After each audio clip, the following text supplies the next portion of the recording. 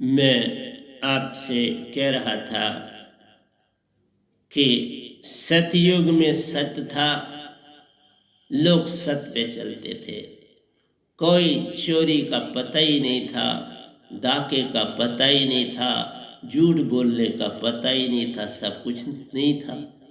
तो था ना, दौर तो निरंकार भगवान का ही था, लेकिन कोई सत्य के बिना और कुछ नहीं करता था।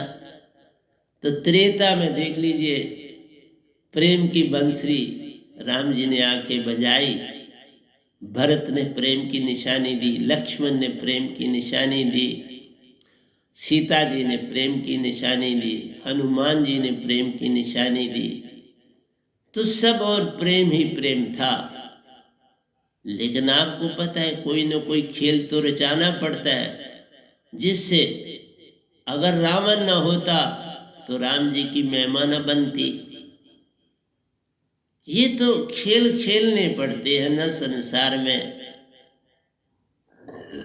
उससे राम जी की जो छवि थी वो उभरी कि वो आप नारायण कलाधार जग में परवरे, खुद निरंकार रूप में संसार में आए। इसी तरह कृष्ण भगवान द्वापर में निरंकार रूप में संसार में आए थे। कई लोग निरंकार को विष्णु रूप में भी मानते हैं, तो इसलिए वो विष्णु अवतार कहते हैं। लेकिन अगर विष्णु आप देवता मानते हो तो नहीं, वो देवता का अवतार नहीं थे, वो सीधे निरंकार रूप के कुछ अंश आता है, सारे का सारा नहीं आता, कुछ अंश रूप धारता है। और इसलिए कभी कोई बात रह जाए तो उनकी आत्मा ब्रह्मांड में आ जाती है, तो सत्पुरुष का हुक्म लाती है। कई बार कृष्ण भगवान जाते थे कोई चीज़ पूछने के लिए, बात करने के लिए, तो निरंकार भगवान से वो बात करते थे ब्रह्मांड में जाके। तो इस तरह से कुछ अंश आता है, पूरे नहीं आते, ये ध्यान रखना। लेकिन निज धाम सतपुरुष कभी जन्म नहीं लेते, वो कभी संसार में खुद नहीं आते, वो सतगुरु के अंदर रहते हैं, आते हैं सतगुरु के अंदर रहते हैं, उनका वास सतगुरु में होता है, वो बाहर नहीं रहते। या तो निज धाम रहते हैं, तो या सतगुरु के पास आते हैं, या कई बार सतगुरु के पास। आप कई बार तकरीबन, अब मैं तो ये कहूँगा, कभी एक बार आते हैं मेरी ऊपर कुटिया में, कभी 2 बार, कभी 3 बार और कभी 4 बार भी आते हैं। कुछ दृष्टांत देते हैं और मुझे दारस देके चले जाते। सतयुग में आकर हमने सत्य को जाना था, हम सब आए हुए थे। त्रेता में आकर हमने अपने प्रेम को जाना था, राम जी को जाना, आज भी जान रहे हैं, बोल रहे हैं। अब टूटे ना ये बंधन, साइबन संग पुराना। हमारा सतपुरुष के साथ हम सब निज धाम से आए हैं।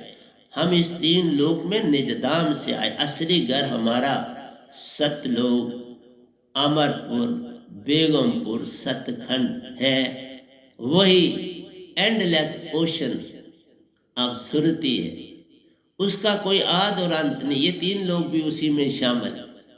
ये सुनछेदित जब हो जाएगा महाप्रलय के समय, तो सब खत्म हो जाएगा, तो फिर निजधाम ही है। यहाँ वो सारा आपको वही अमृत, अमृत हर जगह मौजूद दिखेगा, अब भी है। संतों को वहीं से तो मिलता रहता है, लेकिन ये थोड़ा वो चला गया। लेकिन आम संसार के लिए नहीं है, ना कि बराबर उसको कोई चीज नहीं मिलती।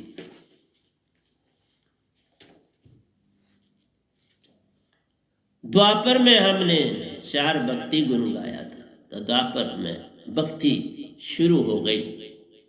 4 प्रकार की भक्ति के 4 टाइप के मोक्ष आपको मिलते हैं इस काल के दायरे में। तो चारों भक्ति जो थी वो शुरू होगी।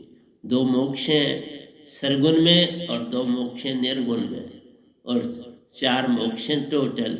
और इन चारों में से आप जो पहले 2 हैं उनमें आप स्वर्ग के जो आखिरी 3 हैं लोक, उनमें जा सकते हो, और पितरलोक में जा सकते हो। और पितरलोक इतना बड़ा है कि जिसमें कई ये धरतियां आ जाती हैं। वहां पितरलोक में या इन लोगों में कोई जात पात धर्म का वहां कुछ भी नहीं है, मतभेद बाबा।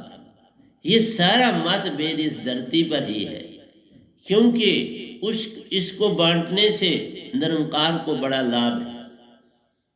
लाभ यह है कि ये आपस में एक दूसरे को बड़ा और छोटा कहते कहते वक्त काट देते, इसी तरह क़यामत आ जाती है। एक कहता है मेरा धर्म बड़ा, दूसरा कहता है मेरा बड़ा। ये सब बराबर है, कोई बड़ा या छोटा नहीं, ये बांटा गया है आपको अंगों में, 4-5 अंगों में बांटे, आगे आपने और ब्रांचें बना ली।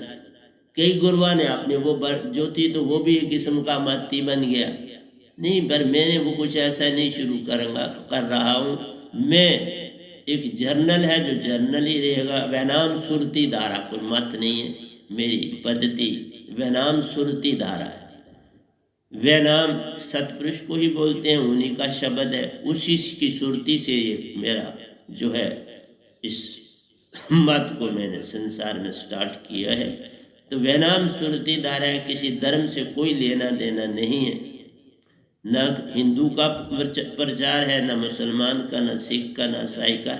सबको एक समुंदर में ले आने का सरबंध है, क्योंकि सारा एक ना भूला, दो ना भूले, भूला फिर कुल संसार। जो आपने अपने आप को बांटा हुआ ये भूल है, और तो कुछ नहीं। कोई छोटा या बड़ा नहीं, आपके काल में की सारी फिर वापस फिर जन्म लेना है, तो कौन छोटा और कौन बड़ा, कौन धर्म छोटा और कौन छोटा है। जिसने जो भक्ति की पित, अगर आपने भक्ति की, पुण्य दान ये कर्म आदि आपने किए, मंदिर गए, मस्जिद गए, गुरुद्वारे गए, आप जा रहे हो पुण्य दान कर रहे हो, तो पितरलोक में चले जाओ। और अगर आप इनके साथ साथ में अपने अंदर के ध्यान में भी जाते हो, अंदर की अपनी तीसरे दिल को भी जगा देते हो, और कुछ आप अंदर की ओर जाते हो, तो उससे आपको स्वर्ग मिल जाता है। बाहर अंदर एक हो जान है, बाहर भी जो अंदर एक, लेकिन अंतर बहुत बड़ा है। अंदर से आपकी शुद्धि ज्यादा होती है, बाहर से शुद्धि नहीं हो पाती। आप वैसे के वैसे रहते हो, बनावट होती है। आप बनावट से अपने आप को साफ करना चाहते हैं, मैं बड़ा साफ नहीं, बाहर से कभी शुद्धि नहीं होती। आप कपड़ा धो ही ना, तो कपड़ा जितना मर्जी झाड़ो, झाड़ने से तो उसकी मैल सारी नहीं ना जाएगी, झाड़ से जो पलाती है उतर जाएगी, बाकी तो रही। धोना पड़ता है, तो धोने के लिए अंदर जाना पड़ता है ना। इसी तन को, इसी विचारों को धोने के लिए अंदर से धोए जाते हैं, बाहर से तुमको ना ऐसे कर लो, ये सब एक किस्म का दिखावा है। तुम ऐसे, तुम खुद कैसे करो। तो ये सारे काम वेदों में मैं हूं, वेदों में हूं मैं ओंकार, ये कृष्ण ने गाया था कि वेदों को जानो, इसमें ओंकार भगवान की मौजूदगी है, इसमें उन्हीं का सब कुछ लिखा हुआ। चारों वेद जो हैं समुद्र मंथन से उन्होंने ही उत्पन्न किए हैं, और आगे आपको ब्रह्मा जी को मिल गए, और आगे ये चला सिलसिला। और उसके बाद डिफरेंट आत्माएं जित जित जागी, उन्होंने कुछ शुरू किया संसार में, वो मतांतर बन गए। उसमें तो कोई, उन्होंने जो शुरू किया था तो इसलिए नहीं किया था, लेकिन ये बाद में बिल्कुल एक रिजिडपन आ गया। तो वेदों में मैं ओंकार में, ये कृष्ण ने गाया था। और कृष्ण जी की एक बात आपको बताऊं, जो सबसे प्यारी बात उनकी है, अच्छे दिन हो बुरे दिन हो, अच्छा हो रहा हो बुरा हो रहा हो, लड़ाई जीत रहे हो लड़ाई हार रहे हो, कोई बात मान रहा हो ना मान रहा हो, उनको बुरा कह रहा हो भला कह रहा हो, उनके चेहरे से मुस्कान नहीं जाती थी। उनके चेहरे पे मुस्कान रहती थी हर हालत में। इसलिए वो अंदर से बिल्कुल साफ थे। चेहरे पे मुस्कान जब आ जाती है, अंदर सफा बाहर सफा, फिर साहिब क्यों खफा। इसलिए वो निरंकार का रूप थे। तो उनको, उनके लिए कुछ अच्छा बुरा नहीं था, लेकिन जो आगे चलने वाले थे वो बात मान नहीं रहे थे। देखो खुद आप नारायण कलाधार जग में परवरे हो, तो भी लोग उनका कहना नहीं मानते थे, क्योंकि ईगो जो है ना आपके अंदर, जेलसी है, सुख दुख है, वैभव है, लालच है, क्रोध है, काम है, ये सब चीजें मिलके आशाएं हैं, तृष्णाएं हैं। हर आदमी चाहता है मैं हुकूमत करूं, मैं ऊंची पद्धति पे बनूं। हम किसी को उठने नहीं देते और दबाते हैं हर एक को अपने लाभ के लिए, पर कब तक? इसलिए जब तक तुम अंदर से नहीं जाओगे, बाहर से तुम नहीं बदल सकते। कपड़ा झाड़ने से कभी मैल जाएगी नहीं, बर्तन को नीचे धरती पर फेंकने से साफ हो जाएगा नहीं। जब तक आप उसको सर्फ से, पानी से, कपड़े से उसको अच्छी तरह साफ नहीं करोगे तो नहीं हो। तो सफाई तो आपको खुद ही पता है। अगर फर्श कोई करना जहाँ आप रहते हो, किचन है, तो उसको भी झाड़ू के बाद पोछा लगाना आवश्यक होता है। जो दाग पड़ जाते हैं वो झाड़ू से तोड़ा जाते हैं। इसलिए तुम्हारे अंदर जो दाग बन जाते हैं वो तो तुम्हारे अंदर के पोछे से होने साफ होंगे ना, बाहर से। तो मुझे एक कहानी एक याद आ गई। मैंने वही कहा, मैं कोई चीज़ शुरू करता हूँ तो वो ख़त्म नहीं हो पाती, तो क्या करूँ? देखो, हम अगर बीमार खुद हैं तो दवाई पिलाएं अपने बेटे को, बीमार खुद हैं दवाई पिलाएं अपनी पत्नी को, बीमार खुद है तो दवाई पिलाएं अपने नौकर को, तो तुम कैसे ठीक हो? और सारा संसार यही तो कर रहा है। जो बीमार है उसको दवाई नहीं दी जाती, जो बीमार नहीं है उसको दवाई दी जाती है। और राबिया ने इस मिसाल को ऐसे दिया था कि एक बार शाम धुंधली पड़ रही थी तो राबिया अपने मकान के बाहर जो गली की लाइट थी उसमें कुछ ढूंढ रही थी। तो लोगों ने देखा राबिया है, बहुत बड़ी भगत है, चलते हैं क्या ढूंढ रही है। तो राबिया ने कहा, मेरी सुई गुम हो गई, मैं उसे ढूंढ रही। सब ढूंढने लगे, कोई नहीं मिल रही है। तो कोई आया और उसने पूछा, राबिया तुम्हारी सुई गुम कहाँ हुई, कैसे हुई और किस जगह हुई? तो राबिया ने कहा, मेरी सुई तो गुम हुई मेरे कमरे में, पर चूंकि मेरे कमरे में अंधेरा था तो मैं बाहर आ गई, क्योंकि यहाँ रोशनी थी तो मैंने कहा रोशनी में ढूंढती हूँ।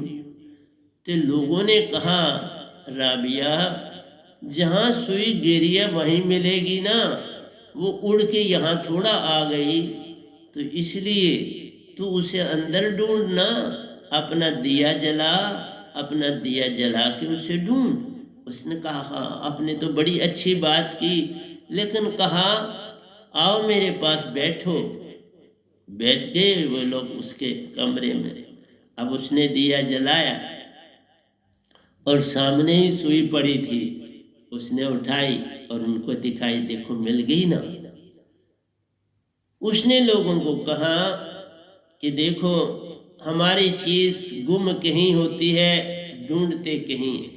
और तब से उसको बताए हुए राबिया को 7वीं सदी में आई थी तो अब 20वीं सदी है, एक नहीं जागा, कोई जागना ही नहीं चाहता। आप जहां अटक गए ना वहीं आप खड़े हो, आगे पीछे आप नहीं जा रहे। जो आगे पीछे जाता है, मैं देखो आपके सामने बैठा 50 साल मैंने भी मंदिर से ही शुरू किया ना, लेकिन आगे चलता गया। मंदिर से बड़े बड़े साधु लोगों से, बड़े बड़े पीरों से, बड़े बड़े अच्छे लोगों से हमारे सुपरिटेंडेंट मिलाप कराते थे हर संडे को। हर संडे या तो हम उनके आश्रम में उनकी जगह के साथ चले जाते थे या वो आ जाते थे, तो हमसे बातें होती थी, सुनते थे तो आगे बढ़ना शुरू किया। हमको उस इंस्टीट्यूशन में कभी, वहाँ हिंदू भी थे, मुसलमान भी थे, सिख भी थे, सब तरह के थे बच्चे। कोई न मंदिर जाता था, न मस्जिद जाता था, न गुरुद्वारे जाता था, एक काम करते थे, प्रेयर होती थी हमारी, और उस प्रेयर का मैं भी सदस्य था, जो बोलता था और बाकी संगत साथ बोलती थी, क्योंकि बचपन से थोड़ा गायक था। उसमें गांधी जी की आश्रम वाली की बुक जो थी, वहाँ से हम भजनों वाली भी किताब थी और भी चीज़ें थी, तो वो हम करते थे। बस सबके लिए वही था। मेरा आपसे कहना है कि हम बीमारी नहीं अपनी ढूंढ रहे, तो दवाई ही गलत खा रहे। कहने का अर्थ है कि जो मसला हल करना है वो आत्मा का है, और हम सारा काम मन से लेना चाहते हैं, शरीर से लेना चाहते हैं।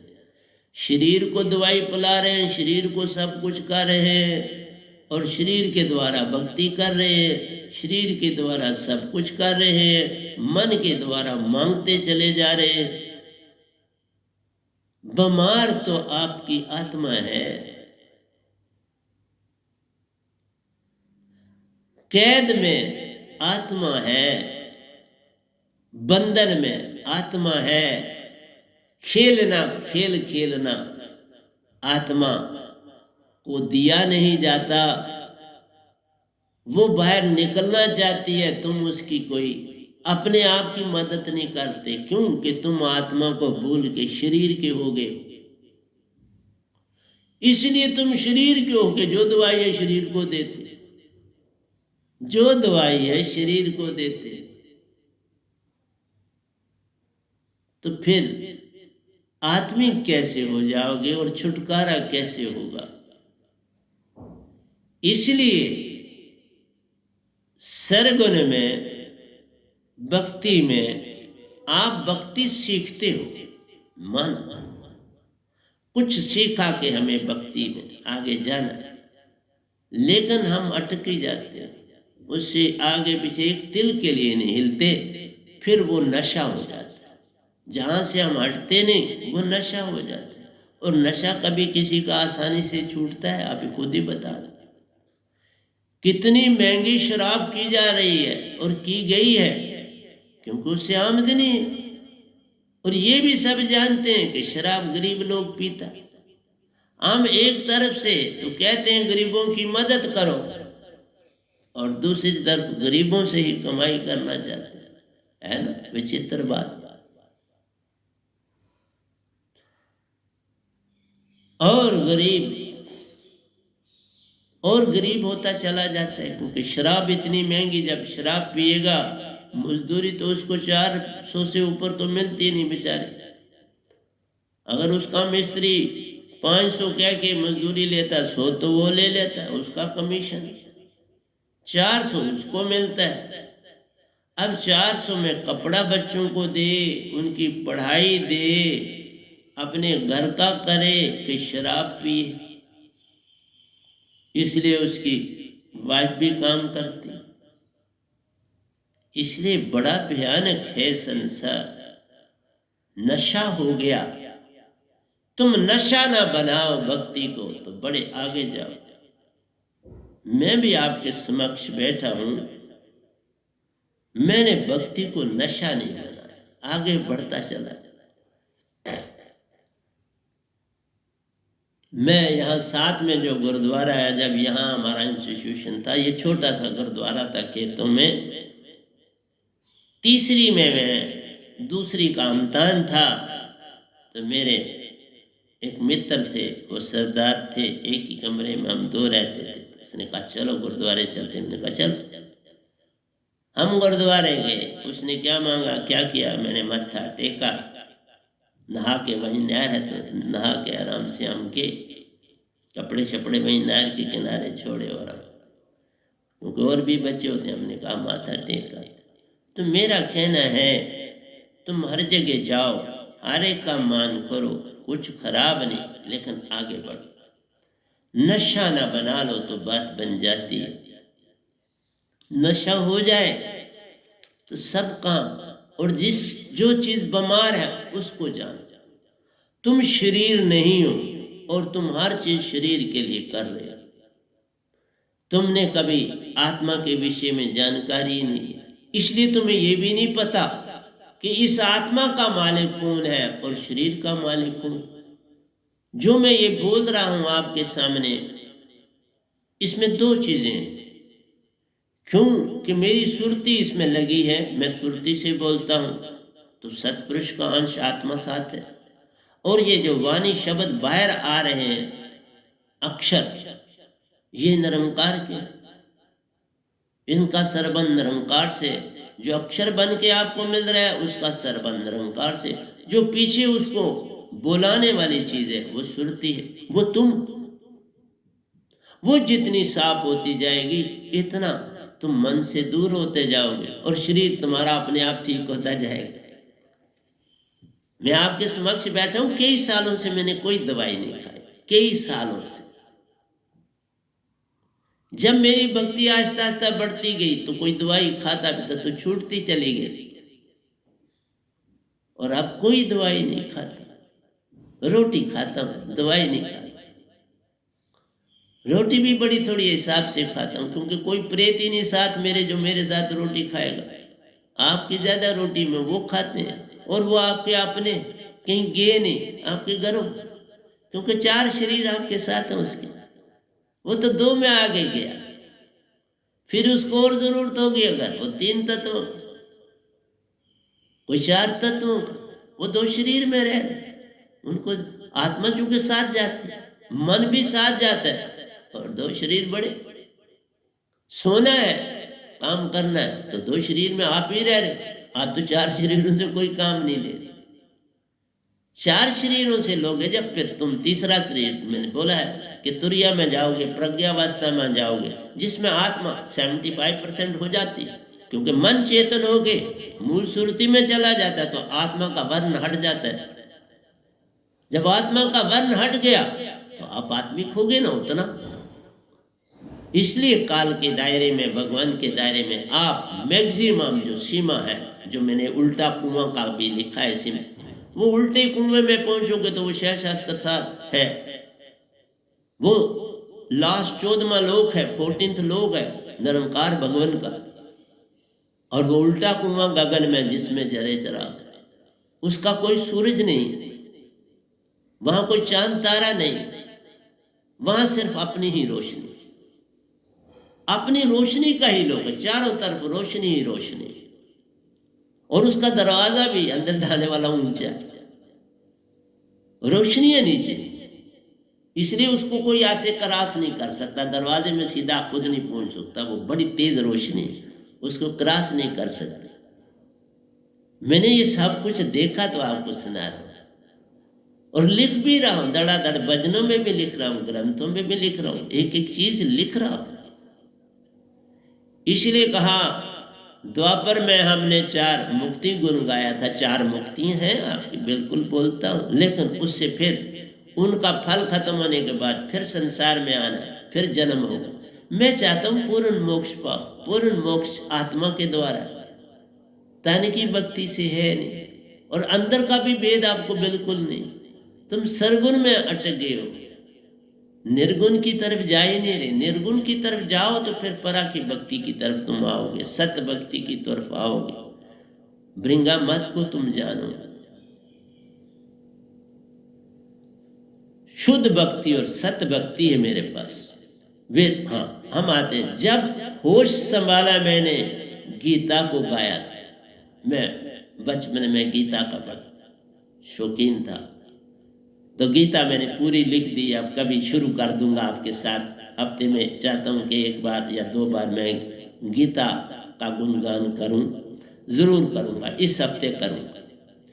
जब होश संभाला मैंने गीता को गाया था, ग्रंथ साहब को सुनकर मैंने सर को झुकाया था। मैंने कहा ना, मैं जब गया गुरुद्वारे, वहाँ ग्रंथ साहब का गुणगान हो रहा था, बड़ी श्रद्धा पूर्वक सर झुकाया। वैसे भी मेरी माँ सरदारनी थी, बाप मेरे मुन्ना थे। मेरे साहिब अति हैं दूर, उनकी याद दिलाता है। तो मेरे प्यारों, मस्जिद में बांग सुनकर मेरी समझ में आया था बाबा, मस्जिद की बांग सुनता था तो मेरी ये समझ में आता था कि मेरा साहिब अति है दूर, उसकी याद दिलाता था। कहता था मेरा ठीक है बांग दे रहे हैं, मेरा साहिब तो वाकई बड़े दूर है, तो इतनी ज़ोर से बुलाएंगे तो शायद मेरा साहिब सुन लेगा, अब टूटे ना ये बंधन। नादान था मैं ऐसा, वह सब कहते हैं मैं बड़ा भोला भाला लड़का था अपने जीवन में, बहुत सीधा साधा था, अपने ब्रेन से काम लेता था, लेकिन पढ़ाई में बड़ा निपुण था और थोड़ा बहुत गा लेता था। और बेसिकली उस हॉस्टल में मैं रेसलर, मैं कुश्ती करता था और उसके लिए मुझे 1 पाव दूध ज़्यादा मिलता था और तेल मालिश के लिए मिलता था। तो मैं बड़ा खुश रहता था। सब बच्चों को तेल मालिश के लिए नहीं मिलता था, सिर्फ हम 2 थे, वो भी रेसलर था मेरा, हमारी दोनों की जोड़ी थी, बड़े हम दोनों, कभी एक जीतता था कभी दूसरा जीतता था, बाकी भी हमसे लड़ते थे, लेकिन हम दोनों में बड़ा कंपटीशन था। मुझे खबर थी मन की, मन को पार हो, मुझे ये नहीं पता था मन, आपको भी नहीं पता, यही बात, मन से पार होना, फिर आपकी सच्ची भक्ति शुरू हो। और हम सारा कुछ मन से ही बोल रहे हैं, मन से कर रहे हैं, मन से मांग रहे हैं। हर बात के बाद आपकी मांग है मालिक से, तुम उसको भक्ति कह रहे। मांगों से लदा हुआ इंसान है। किसी गुरु को भी डांटते तो वो एक और बना लेते हो मांगने वाला स्थान, और कुछ नहीं। गुरुआ को भी आप, लेकिन वो गुरुआ मिलते नहीं उनकी संगतें इतनी है। मैंने पूछा ना, कहीं मेरे पास आते हैं तो मैं कहता हूँ, वो कहते हैं हमें पता नहीं ध्यान कहाँ करना है। मैंने कहा मैं आपको स्थान बता दूंगा, लेकिन ये नहीं बताऊंगा कहाँ। वो गुरु से जाके आप जाओ, उनके आगे हैं, उनसे पूछो। और शब्द उनको दे दिया गया है, लेकिन उसका ध्यान कैसे करना है, उसमें जाना कैसे, कोई पता नहीं। ये अंधाधुंधी एक नहीं है, सब मत में है, मत कहो एक में। मैं तो रह चुका हूं ना। मेरी जो लाइफ पार्टनर बनी थी वो राधा स्वामी थी, मैं निरंकारी थी, मेरी माँ भी राधा स्वामी। लेकिन जो उनकी विधि थी ध्यान करने की, वो लोग बोलते कुछ नहीं। जब कभी पूछा नहीं बोल देते। मैंने कहा ठीक है। तो 42 साल मैंने काट दिए, इतने लोग इन्होंने भी काट, और कोई इनकी उन्नति नहीं देखी। मेरी उन्नति इसलिए थी कि मैं खुद यत्न करा। मेरे सदगुरु ने कभी नहीं कहा था, उन्होंने शब्द दिया था बस इसका सिमरन करो। और मैं सुबह उठता था और उसमें ध्यान में अपनी आंखें बंद करके कोने में बैठ के श्वास के द्वारा मैं उसका सिमरन करता था। तो आहिस्ता आहिस्ता आहिस्ता आहिस्ता अपने आप उन्नति होती चली। मैं जब योगानंदा जी के शब्द लिया, फिर मेरी उन्नति और ज्यादा हुई। तो मेरा आपसे कहना है, आगे बढ़ना तुम शुरू करो, उन्नतियों की चिंता मत करो, वो अपने आप होती जाए। तुम्हारे ऊपर 2 महान आत्माएं, एक तो सदगुरु अगर साफ है, सच्चा है, और याद रखना जहां बड़ा हजूम है, बड़ी स्ट्रेंथ इकट्ठी होगी, वहां कुछ भी नहीं रहा, वहां कुछ भी नहीं। ये मैं सच बोल। बाकी आपकी अपनी मर्जी है। मेरे साहिब अति है दूर, उनकी याद दिलाता है, अब टूटे ना मन। अरे नादान था मैं, ऐसा मैंने वही कहा था। वह सब कहते हैं मुझे खबर थी मन की, मन के पार हो जा। मुझे इतना पता था कि मन और आत्मा अलग है। आइडिया ऐसा लगता था, और मेरी चेष्टा थी कि मैं कैसे आत्मा वाला हो जाऊं। और उसके लिए मैं चुप्पी ज्यादा धारण करता था, मेरे में ज्यादा था चुप्पी धारण। क्योंकि काबल बच्चे के साथ लोग जल से बड़ी करते हैं, ये सदा है। और मुझे समझ नहीं आती थी ये क्यों ये मेरे से करते हैं, तो आज पता समझ आती है कि उनको मेरी काबिलियत पसंद नहीं थी।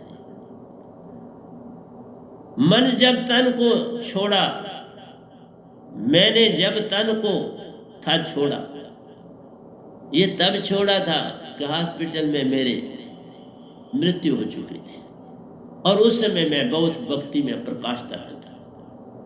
लेकिन मैं किसी को जो भी मैं मुख से बोलता था वो पूर्ण होता था, जो कुछ भी बोल दूं वो होता था,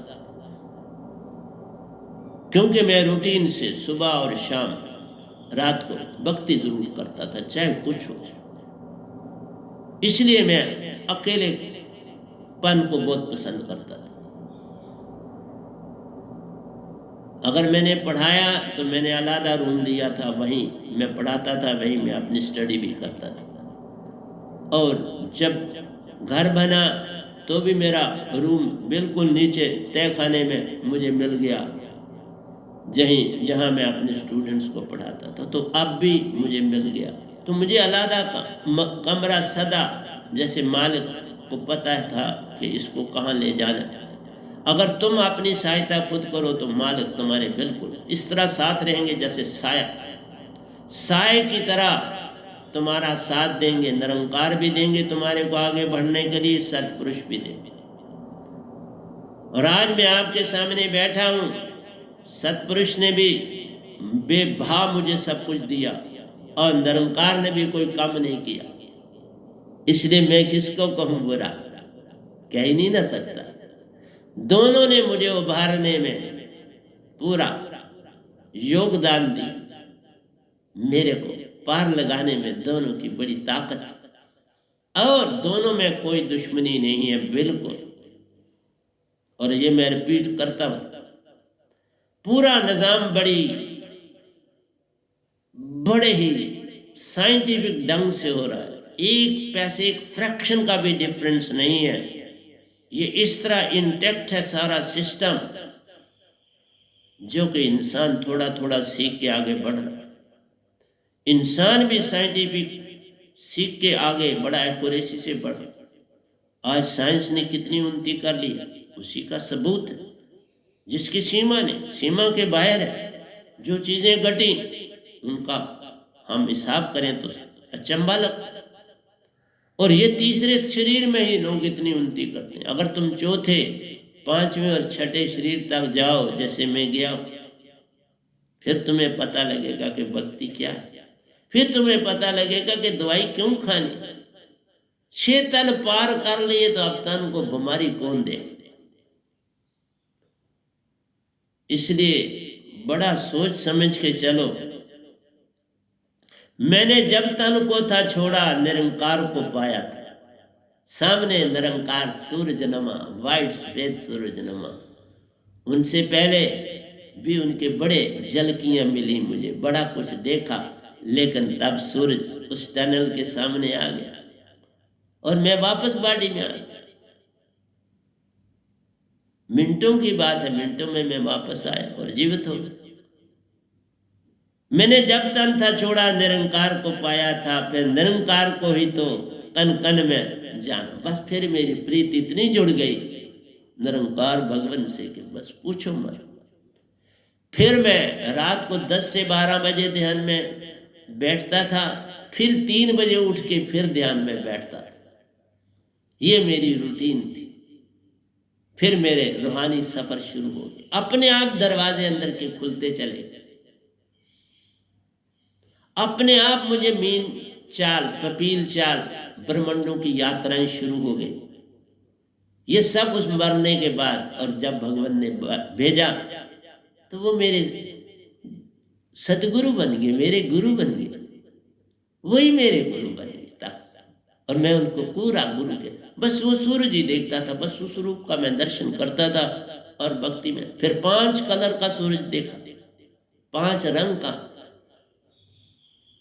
तो इस तरह से कोई भी तुम्हारा इस संसार में, तुम अपने आप को देखो, कोई तुम्हारा बुरा नहीं सोचता, बड़ा प्यार करते हैं। सभी देवी देवता बड़े अच्छे, उनकी भी जो सीमा, सभी मेरे दर्शन करने आए। जब मैं प्रकाशता पर पहुंचा, निज धाम से होके आया, तो सभी ब्रह्मांड में सभी इतना ब्रह्मांड भरा हुआ था कि आपको बता नहीं सकता। सभी दर्शन करने आए, राम कृष्ण तक मेरा दर्शन करने आए। हजरत मोहम्मद साहब मुझे मिले, बुद्ध मुझे मिले, और उन्होंने भी कुछ मुझे कहा, वह आपको क्या बताऊं, अच्छा नहीं लगा। माना सबने कि ये सबसे ऊपर चला गया, लेकिन इस संसार को जगाना बड़ा कठिन काम। मैंने कई जन्म से इसको परमात्मा जाना है, मुझे खबर नहीं थी ऐसी इसे छोड़ना पड़ा। देखा, आखिर निरंकार ने खुद, मैंने जब कुछ नहीं मांगा, लोक लोकांतरों की यात्राएं करी, कुछ मांगा ही नहीं। जिस लोक की मेरे को इच्छा होती वही मैं रुक जाता और भक्ति खत्म हो जाती, और उस लोक में मैं चला जाता, और पीछे शरीर तो मृतक होता है। जब मीन पपील और व्यंगम चालें, जब 3 चालें, व्यंगम चाल से निजधाम जाते हो और व्यंगम चाल से शास्त्र सार में भी जाते हो, याद रखना। और मीन पपील से आप 21 लोगों की यात्रा करते हो। एवं महासुन भी योगेश्वर करते हैं, लेकिन निरंकार वहां नहीं जाते। देखा, निरंकार महासुन में नहीं जाते, लेकिन तुम भक्ति करके जा सकते हो। देखा, कितनी अपने से ऊपर ले जाते हैं। और तुम्हारे साथ क्या करें, ये संसार नहीं जानता जो बातें मैं बोल रहा हूं। ये कबीर साहब भी नहीं कहीं लिखी। जो मैं बोल रहा हूं वो मैं ही बोल रहा हूं। जब से क़यामतें हुई हैं उनके बाद मैं बोल रहा हूं, क्योंकि मैंने सब देखा तो बोल रहा हूं ना। मैंने कई जन्म से इसको परमात्मा जाना है, जानता रहा ये परमात्मा। कई जन्म, लाखों जन्म, अरबों जन्म हमने लिए। चौथी क़यामत चल रही है तो कितने जन्म ले चुके हैं, जरा गिन। मैं खोया सुध बुध अपनी जब सैल आसमानी की, जब मैंने ब्रह्मांडों की यात्राएं शुरू करी, बड़ा हैरान और अचंभा हुआ। इसलिए जब तुम्हारा मालिक ही आपका सतगुरु या गुरु बने तो फिर क्या। इसी तरह सतपुरुष में मेरे सतगुरु बने ना, उन्होंने ही मुझे 10वें द्वार से 11वें द्वार ले गए, वही आए और ले गए। देखा, मेरा अपना विश्वास तो पूर्ण में सदगुरु पर रहा, मैंने तो नहीं टूटा, आज भी नहीं टूटा। उन्हीं की बदौलत में यहां पहुंचा हूं। लेकिन 7वें चक्कर से 8वें चक्कर में वो खुद सदगुरु का रूप धारण कर लिया। उन्होंने आए और लेके मुझे निजधाम। तुम साफ तो सब साफ, आप सफा सब सफा, फिर साहिब क्यों खफा। तुम साफ हो जाते, बात खत्म हो जाती। फिर निरंकार भी तुम्हारे सतपुरुष, तुम क्यों किसी को बुरा कहते। भगवान को बुरा कह देना, इससे बड़ी हम अपने आप को बुरा और क्या कह सकते। हम अगर किसी को बुरा कहते हैं तो अपने अंदर क्या भर जाता है, ये हम सोच भी नहीं सकते। मैं खोया सुध बुध अपनी जब सैल आसमानी की, सात सुन और महासुन बिन पग से चल की। पांव से नहीं, आत्मा से जाना पड़ता है। बिन पग चले सुने बिन काना, कर विधि कर्म करे अति नाना। अन रहित सकल रग भोगी, बिन वाणी सकता वक्ता बड़ी होगी। ये विधि सब अलौकिक करनी, महिमा जाए कई विधि भरनी। ये महिमा बड़ी अपरंपार है, ये सफर आत्मा करती है। इसलिए मैं जो भजन लिखते हैं फिलॉसफी से लदे हुए हैं बाबा। साधारण भजन में नहीं लिखता, साधारण क्या लिखना है, फिर लिखना ही नहीं। लिखना है जो संसार को नहीं पता तो फिर लिख रहा। कितना बड़ा, ये देख लो कितना बड़ा ग्रंथ है भजन। लोगों का जीवन सारा खत्म हो जाता है, और सारा ये 9 सालों के अंदर अंदर एंट्रेंस का भी काम किया। 3 साल में इधर बच्चों को फ्री पढ़ाता रहा।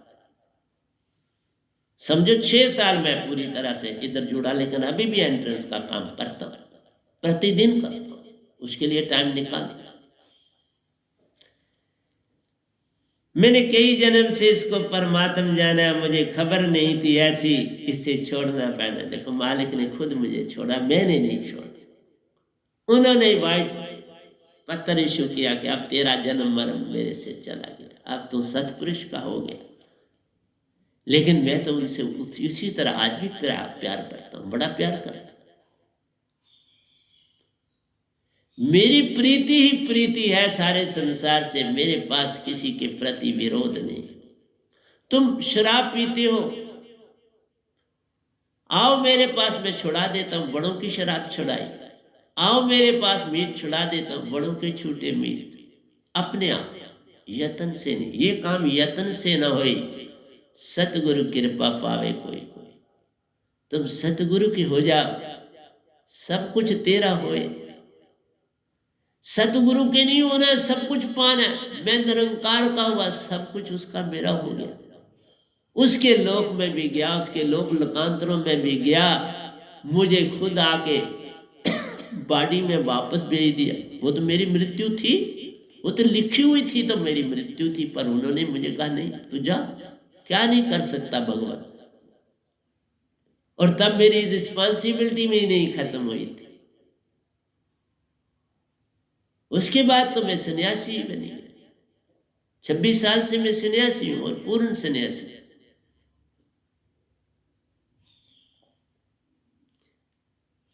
मैं खोया सुन बद अपनी, जब सैल आसमानी की, सात सुन और महासुन बिन पक्षे चल कर की।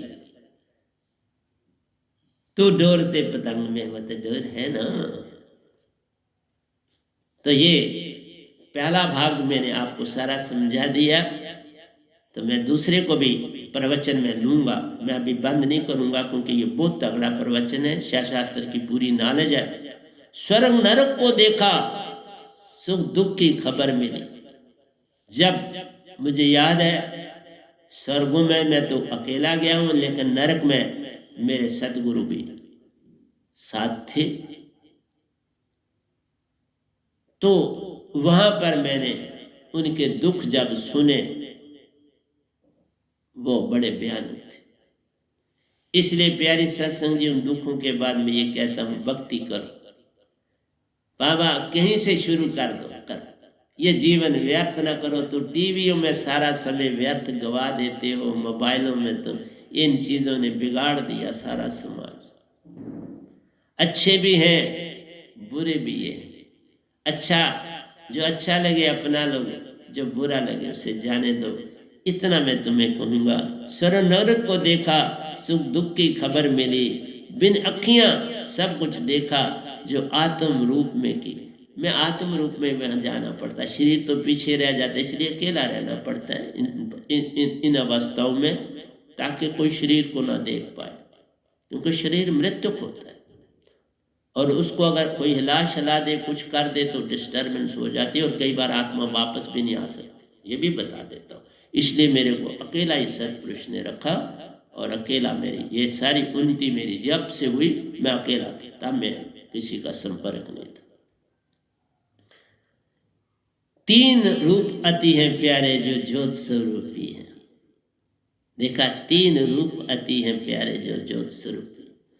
निरंकार 3 रूप में मिलते हैं।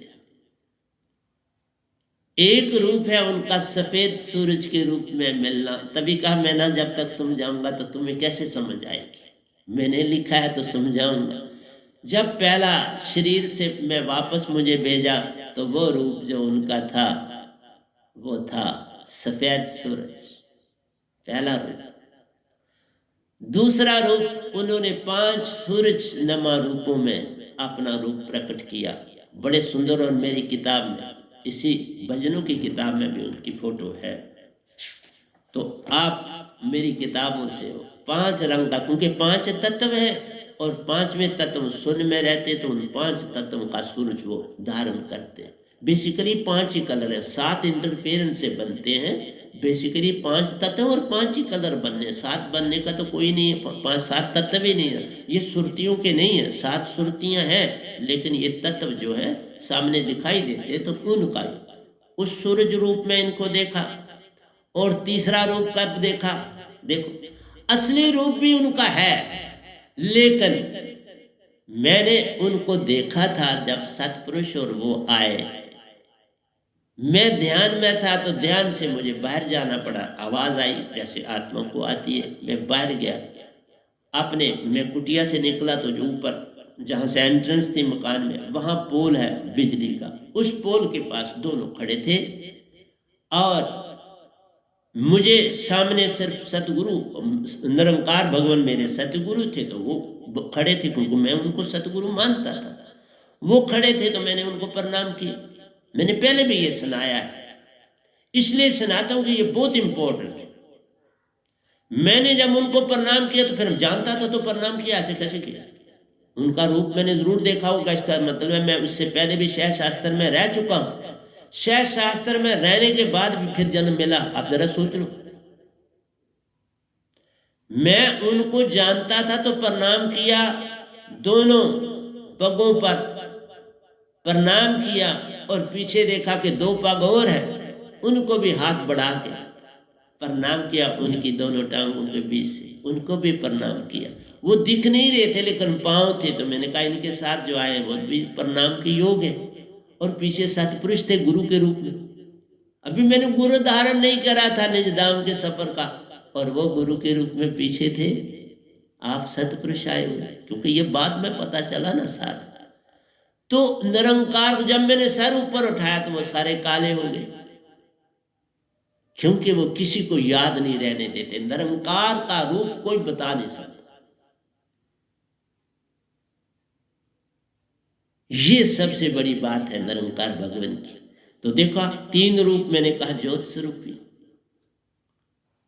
एक सूरज नमा वाइट देखोगे कईयों ने देखा, और 5 मैंने आज तक नहीं सुना किसी ने देखा। और ये भी नहीं सुना आज तक कभी हिस्ट्री में कोई भी कबीर साहब से भी किसी के पास ये बात नहीं आई। और उस परिणाम के बाद मुझे फिर प्रेरणा हुई, तुमने वहां जाना है, दीक्षा ले। मैं योगेश्वर था और दीक्षा ली। और मैंने बड़े बड़े लोगों ने मुझे रोका कि तू इतनी, हाँ कुछ ना कुछ तो मेरा कुछ जानते थे, थोड़ा जानते थे, मैं ज्यादा नहीं भी बताता था। लेकिन फिर उन्होंने कहा आप तुम्हें गुरु की क्या आवश्यकता? उनको पता था इसने निरंकार को गुरु किया। मैंने कहा हुक्म हुआ जान। इसलिए प्यारे सत्संग जी, जो जो चीजें लिखता हूँ समझाऊंगा, नहीं तो किसी को समझ नहीं आएगी। इसलिए मैंने एक एक भजन को समझाऊंगा कि क्या लिखा है। 3 रूप अति प्यारे। अब आपको समझ आई 3 रूप। पहला रूप व्हाइट सूरज, दूसरा रूप 5 रंगों का सूरज, और तीसरा निरंकार का अपना रूप और जो काला हो जाता है।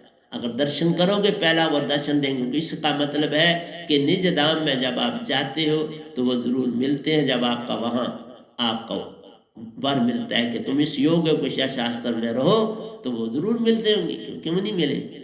जैसे सतपुरुष मिलते हैं, जो मुझे मिले हैं मुझे मिले सब। इसलिए मेरे प्यारों में जो कुछ बोल रहा हूं ये झूठ कैसे बन सकता है? क्योंकि इससे पहले किसी के पास था नहीं, तो मेरा पहला बोल रहा हूं। इस ब्रह्मांड में पहला ये गदा भाई है जो ये राज दे रहा है। 3 रूपति हैं प्यारे जो ज्योत स्वरूपी है। फिर अनहद जंकार ने अंदर अमृत वर्षा किया। फिर अनहदों की दने सुनी उसके बाद। अनहद की धुन पे मैं रोकूंगा, इसकी बातें कल करूंगा आपसे। ये 70 प्रकार की धुनें एक नुक्ते पर रुकती हैं और वहां से सब तरफ फैली। उस रास्ते पे चल के आप उस धुन को साथ उस लोक में पहुंच जाओ। इस तरह से प्यारे सत्संग जी, मेरा काम था आपको समझाना। आप समझे ना समझे आप तक है। तो प्यारे सत्संग जी, प्यार से कहिए सतगुरु सतनाम सत साहिब जी, सतगुरु सतनाम सत साहिब जी, सतगुरु सतनाम सत साहिब जी। बोल सतगुरुदेव महाराज की जय, सतगुरुदेव महाराज की जय, सतगुरुदेव महाराज की जय। आज के सत्संग के आनंद की जय, आज के सत्संग के आनंद की जय, आज के सत्संग के आनंद की जय।